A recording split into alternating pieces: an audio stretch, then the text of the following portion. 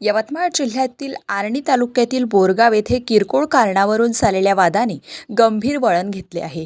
पतीने पाहुण्यासमोर मटण नीट शिजले नसल्याचा मुद्दा उपस्थित करत पत्नीचा अपमान केल्याने संतप्त होऊन चेतना जाधव वय 33 यांनी विष प्राशन करून आत्महत्या केल्याची घटना घडली आहे। या प्रकरणी पती मनोज जाधव यांच्यावर आत्महत्येस प्रवृत्त केल्याचा गुन्हा दाखल करून अटक करण्यात आली असून पुढील तपास आता पोलीस करत आहे।